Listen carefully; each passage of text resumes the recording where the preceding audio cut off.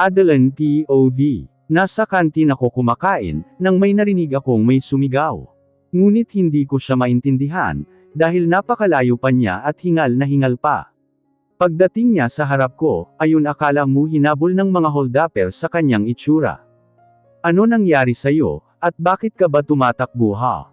Tanong ko sa kanya, dahil akala mo naman para na siyang inano ng 5 kalalakihan sa itsura.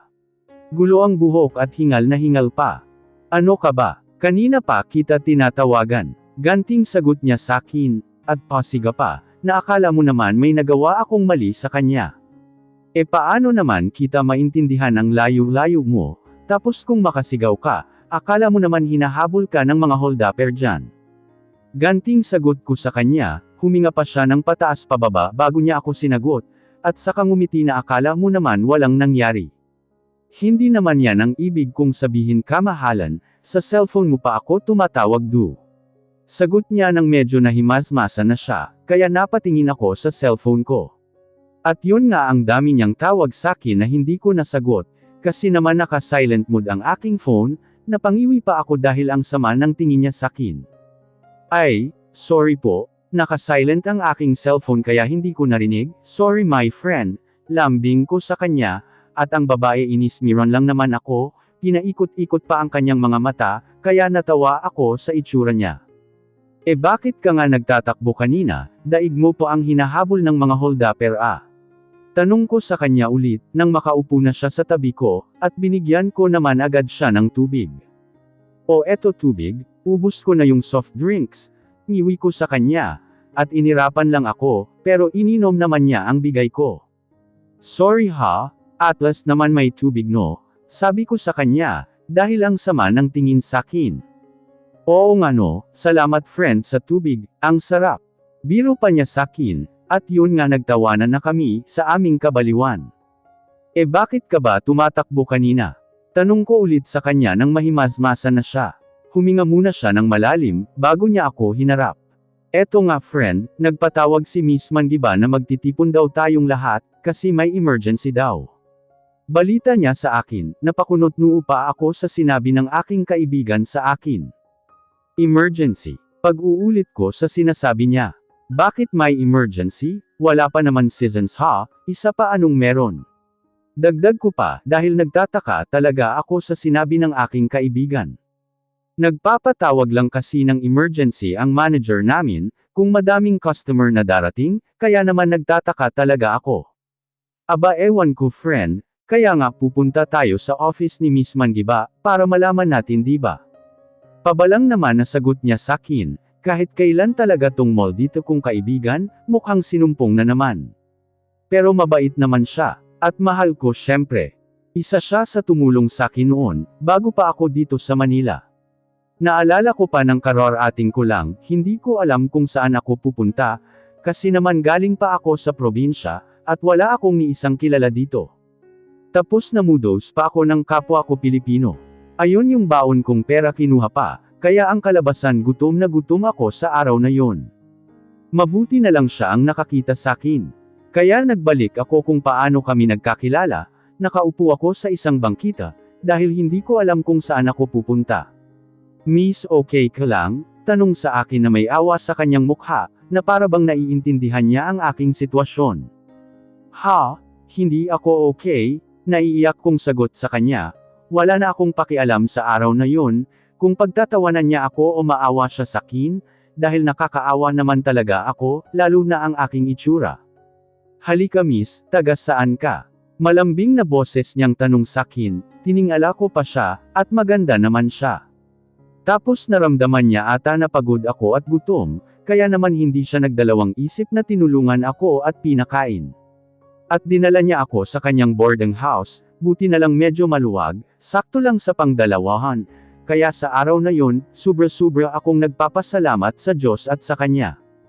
Eksakto naman na nag-a-apply siya ng trabaho noon, at sinama niya ako, dahil sinabi ko noon sa kanya ang dahilan ko, kung bakit ako napadpad dito sa Manila. Tinanong pa sa akin noon, kung okay lang ba daw sa akin kahit anong trabaho, sabi ko naman maging choosy pa ba ako sa lagay kong ta. Doon nagsimula ang aming closeness sa isa't isa, dahil pareho pala kaming palaban, wag lang sa unang araw na nakita niya ako, dahil lugmok talaga ako sa oras na yon. Sa Parker Hotels kami unang nag-apply noon, akala namin hindi kami matatanggap, dahil sa sungit ng manager at napaka-istrikto, daig pa namin noon ng professional, kasi naman kung ano-ano ang hinahanap sa amin, janitress lang naman ang a-applyan namin. Nabalik lang ako sa aking diwa, nang may tumapak sakin. Nagulat pa ako at napatalon sa sobrang gulat, kasi naman ang layo na nang nasa isip ko. Hoy! Ano nag-daydreaming ka na naman no? Tanong niya sakin, akala mo naman nababasa niya ang laman ng utak ko, kung makatingin kasi wagas. Hindi no. Pasuplad ako din na sagot sa kanya, iba na naman kasi ang nasa isip niya, napailing pa ako sa mga titig ng aking kaibigan. Kung hindi, bakit hindi mo ako pinapansin? Kanina pa kaya ako salita ng salita dito. Nagtatampo niyang sagot sakin, at pinahaba pa ang labi niya na pwede nang sabitan ng hanger. Napatawa pa ako sa aking naiisip, dahil sa kanyang itsura. May iniisip lang ako friend, kung paano natin paamuhin si Miss Manggiba, tampo ka naman agad Sagot ko sa kanya, buti na lang may naiisip akong ibang dahilan, at mukhang tumalab naman ang sagot ko sa kanya. Nako, oo nga no friend, paano kaya natin mapaamo ang Amazona na yun? Sagot naman niya sabay tawa pa, kaya napatawa na rin ako. Ayon sabay na kaming napatawa, at lahat ng tao sa kantin ay napatingin na sa amin. Pero thank you talaga friend ha, dahil sa'yo andito tayo ngayon, pag-iiba ko sa usapan namin, ang sinasabi ko kasi nung una kaming nagkita. Naalala mo friend noon una kitang makita, yan din ang araw na papalayasin na ako sa boarding ko, pagsisimula niya sa akin, oo nga naalala ko noon, buti na lang dalawa na kami sa oras na yon, at medyo naawa naman ang may-ari ng boarding house, lalo na ata sakin dahil sa itsura ko. Tapos bigla tayong nagdrama sa kanya at iniyakan pa natin, at naiyak din siya, ang ending na awa na sa atin at hindi tayo pinalayas, sabay pa namin bigkas na dalawa, at nagtawanan na kami ulit na para bang wala nang bukas. Ako din naman kasi ang may kasalanan, kung bakit siya palalayasin sa araw na yon. Wala kasi natira sakin, kahit mga dala kong damit kinuha pa. Kung bakit kasi ang malas ko sa araw na yon, buti na lang siya ang nakakita sa akin. Kaya yung pera niya sana na pambayad sa boarding house, ay pinambili niya ng mga personal na gamit ko. Kahit hiyang-hiya ako sa araw na yon, ay sobra naman akong nagpapasalamat sa kanya, huli ko nang malaman na pambayad pala niya yun ng boarding house niya. Pero friend, thank you talaga ha. Taos puso kong pasasalamat sa kanya, sabay yakap ko na rin, dahil hulog talaga siya ng langit sakin. Naku ikaw talaga, wag kang ang magdrama na naman dyan, di ba sinabi ko naman sa'yo kalimutan mo na yun friend, wala yun masaya din ako kasi dumating ka sa buhay ko, sa haba-haba ng sinabi niya doon din naman napunta, habang nakayakap na din siya sa akin. Sabay singhot na rin niya, mukhang naiiyak na ang aking kaibigan. Akala ko ba walang dramahan, tanong ko sa kanya, dahil hindi na siya maawat sa kakasinghot niya. Ikaw kasi pinapaiyak mo ako, naiiyak na niyang sagot sakin, kaya hinaplos ko na ang likod niya, para pagaanan ang kanyang pakiramdam. Huwag ka nang magdrama dyan, sayang ang luha mo bruha ka, ibibigay natin yan kay Miss Manggiba, baka sakaling maawa sa atin. Pagbibiro ko sa kanya, si Miss Manggiba kasi ang mahirap biruin, dahil para siyang laging galit sa mundo. Kung hindi mo naiiyakan, wala ka ng pag-asa sa kanya. Oo nga no, para pala kay Miss Manggiba tong luha natin, nakalimutan ko na tuloy, sagot niya sakin sabay pahid na sa kanyang pisngi. At ayun na nga nagtawanan na naman kami. Kaya halika na, baka nag-aapoy ang bunganga ng balyenang yun sa kahihintay sa atin, at wag na tayong magpa-VIP friend. Sabi pa niyang natatawa, kaya naman sabay na kaming tumayo. Pagdating namin sa meeting area, para sa mga taga-linis dito sa hotel na katulad ko. Oo tama kayo nang iniisip dahil isa akong janitress. Kung sa akala nyo ay kinakahiya ko ang aking trabaho, ay nagkakamali kayo, dahil para sakin proud ako. Una sa lahat mataas ang sahod, kumpara sa ibang trabaho, katulad na lang ng waiter sa restaurant, crew sa fast food chain at iba pa. Pangalawa, malaki pa ang bayad kapag may OT ka dito. Kaya para sakin, hulog to ng langit, minsan nga dito na ako hanggang gabi dahil sa OT ko. Sabi nga ng kaibigan kong si Jana. Ako na daw si Miss Masipag. Kailangan kung walang sipag, walang pera. Yan ang motto ko sa buhay. Miss Magno, nawawala ka na naman sa sarili mo, nagbalik lang ang diwa ko sa boses ng manager namin. At nagtawanan pa silang lahat. Sorry po ma'am, pangiwi kong paumanhin, kahit kailan talaga tong balyen ang tahilig magpahiya. Ikaw naman kasi hindi ka nakikinig, ano naman ba ang nasa isip mo ha? Bulong ng kaibigan ko, kaya siniko ko lang siya, baka mapansin na naman kami ni Miss Manggiba. At ang gaga kong kaibigan, bumungisngis pa, ayon tuloy siya din ang nasita. Miss Asuncion, may problema ba tayo? Tanong sa kanya ni Miss Manggiba na seryoso ang mukha, at nakatingin sa aking kaibigan. Ganyan naman talaga ang aming manager, laging seryoso, para bang kasalanan sa kanya ang ngumiti. Wala po ma'am, kiming sagot ng aking kaibigan, na halatang pinipigilan ang matawa. Paano ba naman kasi na hindi ka matatawa sa manager namin, alam mo yun 4 na layer na ang belly, makuha pa niyang magsuot ng fitted blouse di ang labas para na siyang caterpillar.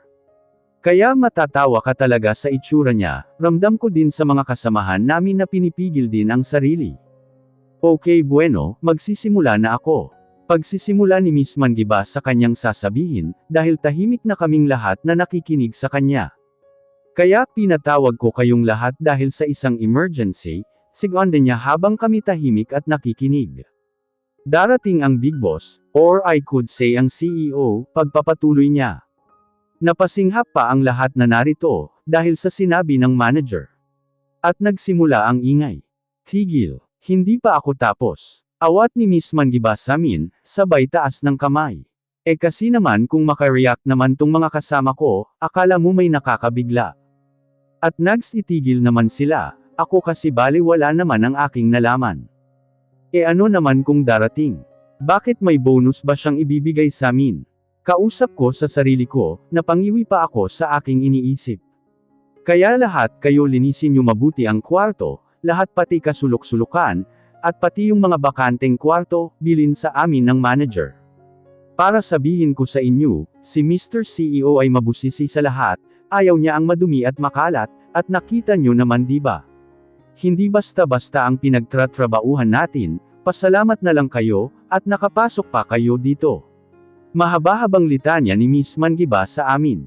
Oo nga naman, buti nga nakapasok kami dito, kasi kung tutuusin ang sabi nila noon college graduate daw ang tinatanggap. Ako high school graduate lang, kaya nga nag-alangan ako noon, akala ko hindi ako matanggap. Ano, may magtatanong pa ba sa inyo? Tanong sa amin ni Miss Manggiba. Sabay tingin sa amin pa isa-isa. Wala na po ma'am, sabay-sabay naman namin nasagot sa kanya, para matapos na ang pagtitipon na ito. Kung ganun simulan nyo na ang paglilinis, ngayon double time lahat, walang uuwi ng hindi natatapos. Utos ni Miss Manggiba sa amin, hindi maiwasan ang malungkot ng mukha ng mga kasamahan ko, samantalang ako ayos lang, syempre dagdag sahod na naman. Oh, bakit may reklamo kayo? Tanong ni Miss Manggiba sa aking mga kasama. Dahil mukhang nakahalata siya. Pero walang nagsalita sa kanila, alam naman kasi namin na kapag nagreklamo kami, mawawalan na kami ng trabaho kinabukasan. Ganyan siya ka-istrikto at kahigpit ng aming manager, gusto man magreklamo ang iba, ngunit mas pinili na lang nila ang manahimik. Bueno, kaya naman kailangan natin mag-overtime ngayon, ay dahil sa oras na ito, nasa eroplano na ang CEO, kaya team kaya natin ta. Medyo mabait na ang boses ng aming manager, sabay cheer pa niya sa amin, akala mo naman isa itong contest. Wala na kaming nagawa, at naki-cheer na din kami sa kanya. Kaya natin ta guys, laban, sabay-sabay namin bigkas, sabay taas ng mga kamao namin, na para bang lalaban kami sa gyera. Matapos ang usapan, aalis na sana kami ng kaibigan ko, nang tawagin ako ulit ni Miss Manggiba. Kaya napatigil pa ako sa paghakbang. Miss Magno, may one ka, tawag niya sakin, napakunot-nuo pa ako sa sinabi niya. Hindi nga ba sabi niya kanina na doble time kami, bakit ngayon pa iwan niya ako dito? Ma'am, bakit po? Takang tanong ko sa kanya, nang may pagtataka sa aking mukha. Nako, kung ipapagawa niya sa akin ang pinapagawa sa ibang kasamahan ko, wag lang akong susubukan, kausap ko sa sarili ko. Paano ba naman kasi, pinamamasahe daw ang buong katawan niya, ang sabi pa daw puro mantika ang laman, ew. Napangiwi pa ako sa aking iniisip. Sorry Lord, piping dasal ko.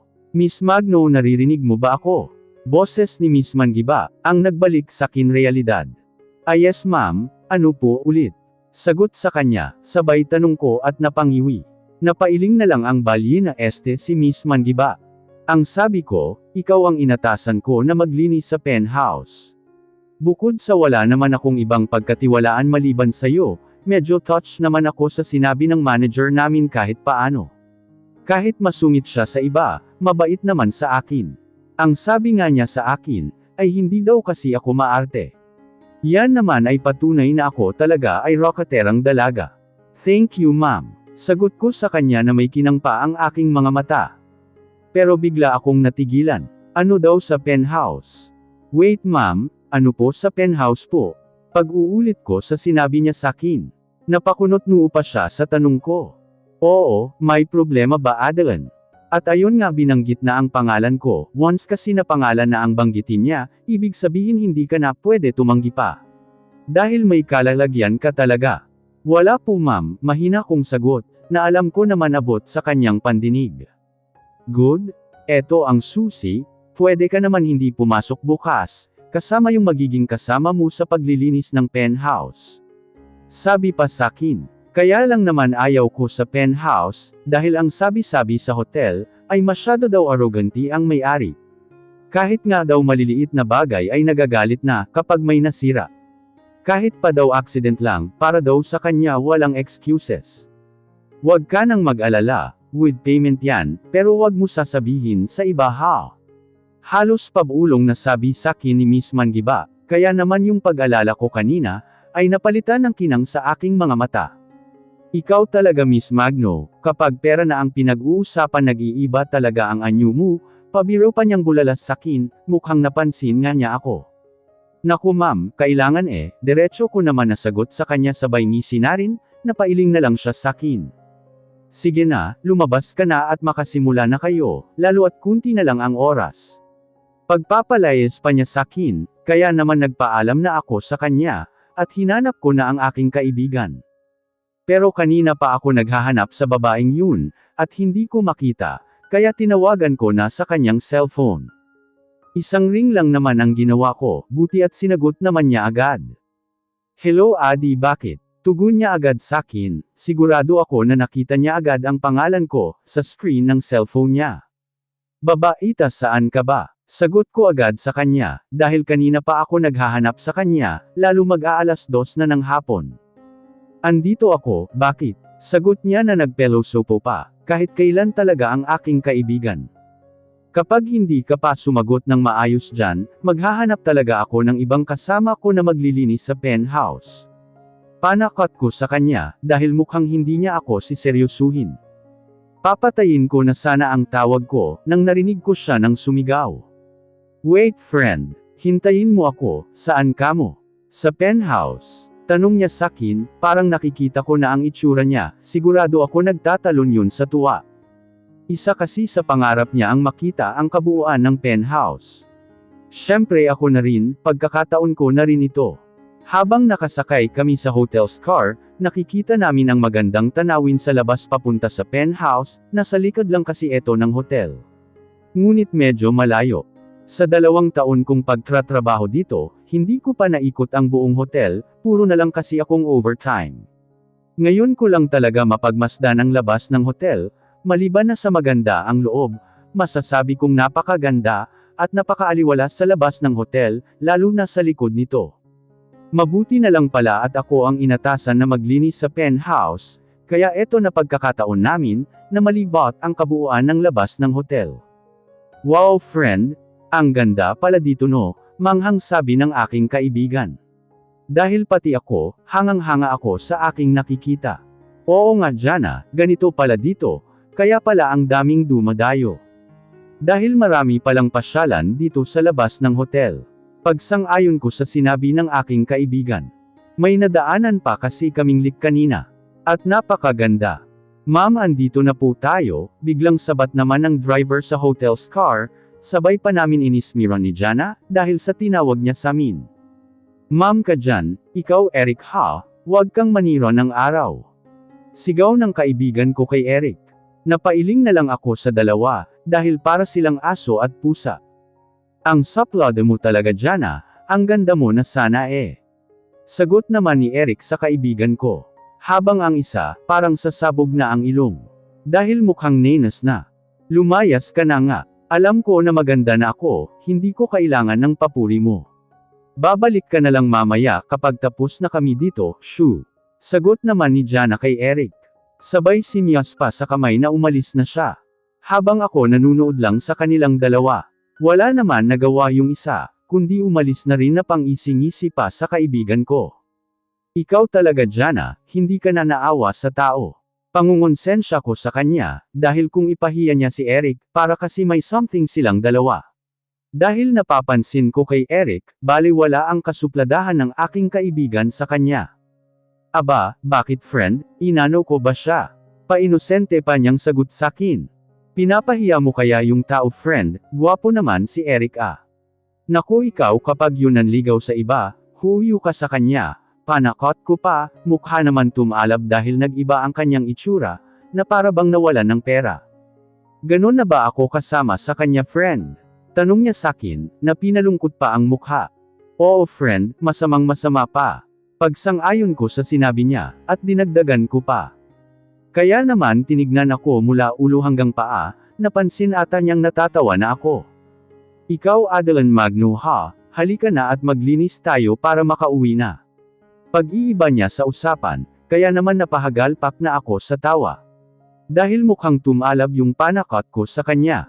Ikaw Jana Asuncion ha, may padani-deny kap ang nalalaman na walang gusto kuno kay Eric, naku friend, hindi ka na makakapaglihim sa akin, kotang-kota na kita, sinasabi ko sayo. Panggaya ko sa tawag niya sakin. Mukhang natahimik naman ang aking kaibigan. Oo na, happy. Pag-aamin niya sa akin, mukhang ang tumalab lahat ng sinabi ko sa kanya. Aha, sinasabi ko na may something kayong dalawa no. Pangbubasko ko sa kanya, bigla naman inibon niya ang tingin, siguro nahiya na sakin, bakit naman siya mahiya wala naman nakakahiya. Isa pagwapo naman si Eric, at nakikita ko naman na mabait yung tao at masipag. Ewan ko sa'yo friend, nasabi na lang niya sakin. Mukhang hindi pa nga handa ang aking kaibigan na magkwento, kaya hinayaan ko na. Kaya naman nagpatuloy na kami sa paglalakad. Pagbaba namin, kasi kanina malayo-layo pa pala ang lakarin, kung hindi ba naman kasi nag-inarte tong kasama ko kanina Matapos ang mahabang nilakad namin, nakarating na rin kami sa wakas. Wow! Ang ganda Jana, hindi ko mapigilan na lumabas sa bibig ko, dahil sa ganda ng aking nakikita. Pagbungad pa lang namin ni Jana sa loob, ay mga palamuting pangmayaman na talaga ang nasa makikita mo. Mga chandelier na naglalakihan, at mga crystal na palamuti sa bungad pa lang ng penthouse.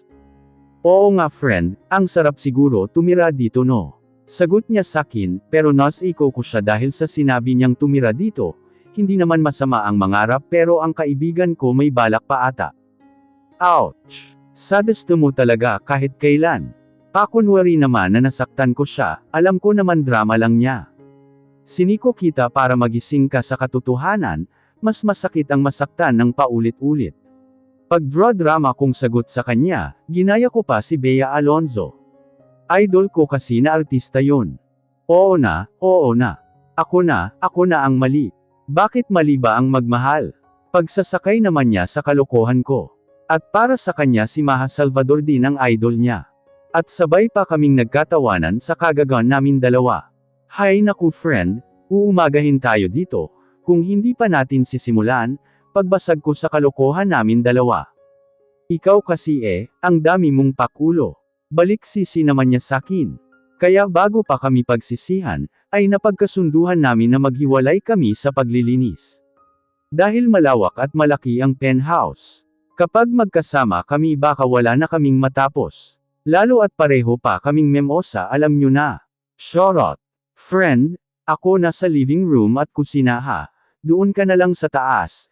Kapag mauna akong matapos aakyat ako para matulungan kita, sabi niya sakin, sang-ayon naman ako sa suggest ng aking kaibigan.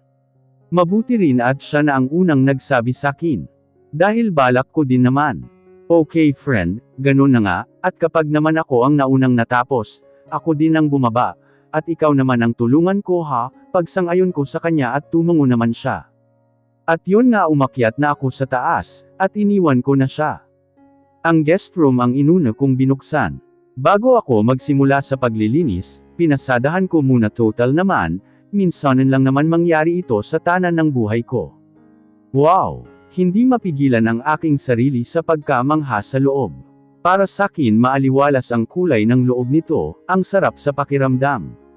Ang lavender na kulay sa dingding, lahat puro lavender, pati ang bed lavender din. Siguro pambabae ta, kausap ko sa sarili, habang pinagmamasdan ko ang kabuuan ng kwarto. Ang couch din lavender din ang kulay, hindi ko talaga mapigilan ang mamangha sa nakikita ko. Ang buong kwarto halos lahat lavender. Napatanong pa ako sa sarili ko. Bakit lahat ng paborito kong kulay andito sa room na ta? Parang temang kong sabi sa sarili ko. Nabusog na ang mga mata ko sa nakikita ko, kung maganda na ang mga room sa hotel, walang panama talaga ang ganda dito sa penthouse. Kung sa bagay CEO nga naman ang may-ari dito. Pero bago pa kung ano-ano ang tumakbo sa utak ko, magsisimulan na akong maglinis. Sa wakas, natapos ko na rin linisan ang guest room. Ngayon, isusunod ko na ang master bedroom. Ngunit bakit parang bigla akong kinabahan? Baka may multo, bulong ko sa sarili ko. Dahan-dahan kong binuksan ang pinto, na akala mo naman may huhuliin ako sa loob. Yaho, may tao ba dyan? Kunwaring tanong ko pa kausap ko lang din naman ang sarili ko. Dahil wala naman sumagot sakin, as if naman may sasagot. Kapag meron di nagsisitakbo na ako sa takot. Kinapa ko na ang switch on ng ilaw, at tumambad sakin ang napakalaking master bed. Wow! Hindi ko na naman mapigilan ang hindi mamangha sa nakikita ko. Kung sa kabilang kwarto namangha na ako, dito mas lalo pa akong namangha, kulay gray na combination with cream, may side table siya sa magkabilaang gilid ng kama, lahat ng kulay lalaking lalaki talaga. Masarap siguro matulog dito, dahil unang kita mo pa lang, parang niyaya ka ng matulog. Nagsisigawan ng mga chandelier sa taas ng kisame. Pero agaw pansin sakin ang isang picture frame na nakatalikod. Tinitigan kong mabuti ang itsura niya sa likod, sigurado ako magandang lalaki siya. Siya ang CEO siguro, kausap ko sa aking sarili. Kaso naman isang picture ng CEO wala man lang nakakalat sa hotel. Pansin ko rin kahit dito sa penthouse. Ang sarap niyang yakapin. Sigaw ng atrebido kong utak, kaya bigla akong napatigil sa ginagawa ko. Hoy Adeline, tumigil ka ha, ang landi mo na. Saway ko sa sarili ko, kaya naman bago pa saan ako makarating sa kaiisip, tinapos ko na ang dapat tapusin. At sa wakas natapos ko na rin ang paglilinis. Bumaba na ako at hinanap ko ang kaibigan ko. Pero hindi ko siya makita sa living room. Kaya naman tinawag ko at nilakasan pa ang aking boses. Total kami lang naman dalawa ang andito. Hoy babaita ka, saan ka? Sigaw ko sa kanya, at mukhang narinig naman ako kasi sumagot siya. Andito ako babaita, halika. Balik sigaw naman sakin, at parang ang boses niya andoon sa kusina, kaya naman sinundan ko doon, at ang pasaway, nagluluto. Hoy ano bang ginagawa mo, baka mapag-alitan tayo friend. Nag-alala kong tanong sa kanya kasi naman kung makaasta siya akala mo bahay niya lang to. Huwag kang mag-alala friend, walang makakaalam, kasi wala naman magsusumbong. Isa pa malapit na tamaluto, tapos uuwi na tayo, kaya huwag kang mag-alala nga dyan. Sabi pa sakin na para bang relax na relax pa siya. Samantalang ako, eto kumakabog na ang dibdib ko sa ginawa niya. Paano na lang kung dumating na ang may-ari, naku lagot na kami. Pero maya't maya kunti nagring na ang cellphone ko. Napatalon pa ako sa gulat ng tunog ng aking phone. Hello po, sagot ko agad, kahit medyo kinakabahan ako. Miss Magno, hindi pa ba kayo tapos dyan? Parating na kasi si Mr. CEO. On the way na daw sila, kaya kung pwede kahit hindi nyo pa tapos pwede na kayong umalis. Ayaw daw niya na may makikita siyang iba, pagtatapos ni Miss Mangiba sa kanyang sinabi sakin. Kaya naman natarante na ako. Lalo pa at si Jana ayon busy pa sa pagluluto. Hoy! Alis na daw tayo, parating na ang may-ari ng bahay. Sabi ko sa kanya. At yon ang gaga hindi na magkanda-ugaga sa ginagawa. Ikaw kasi bakit ka pa nagluto ha? Panisi ko pa sa kanya, kaya naman pati siya nataranta na rin, hindi na niya alam kung ano ang uunahin niyang iligpit. Friend, tulungan mo na kaya ako please, may pag-alala din sa mukha niyang tugon sakin. Natakot din pala, hindi ko alam kung maawa ba ako sa kaibigan ko, o matawa sa itsura niya. Kaya tinulungan ko na, kasi alam ko naman na dalawa kaming mapapag-alitan kapag nahuli. Yun nga lang kung galit lang, paano pala kapag sesanti na? Saktong tapos na kami nang may nagbusina sa labas. Sabay pa kaming napatalo ni Jana sa sobrang gulat.